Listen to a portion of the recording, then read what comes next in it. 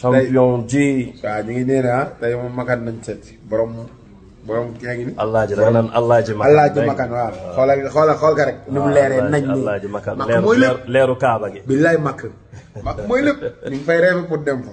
waaw mais alors un dernier mot pour Boy Niang lan nga ko. waaw mais sant nañ ñëpp di gërëm ñëpp. le premier janvier le premier janvier waaw di wax Boy Niang yow pare rek ñu ngi pare ànd ak suñuy mbokk yow tamit àndal say mbokk xam ne maanaam combat boobu bu neex la.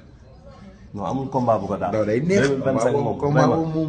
saison prochaine kay moom neex dina yéen a yor yi. waaw yow nekk si rek. waaw liggéeyal rek ñun ñu ngi liggéey lu ñu mën. tey loolu ñu ngi def lu ñu mën. kon mbokk gars yi comme nu ngeen ko déggee mi ngi noonu waajal le 1er janvier incha allah jaajëf. champion ji. waaw ñu ngi nee na tey moom makan nañ seet borom kii ngi ni. Alaaji da nga naan Alaaji Makan. Alaaji Makan waaw. xool ka rek. ni mu leeree nañ ni Alaaji Makan mooy lépp leeru Kaaba gi. billaay makk mooy lépp. ñu ngi fay rêve pour dem fa. waaw mais alors un dernier mot pour Boy Niang lan nga ko. waaw mais sant nañ ñëpp di gërëm ñëpp. le 1er janvier le 1er janvier waaw di wax Boy Niang yow pare rek ñu ngi pare ànd ak suñuy mbokk yow tamit àndal say mbokk xam ne maanaam combat boobu bu neex la.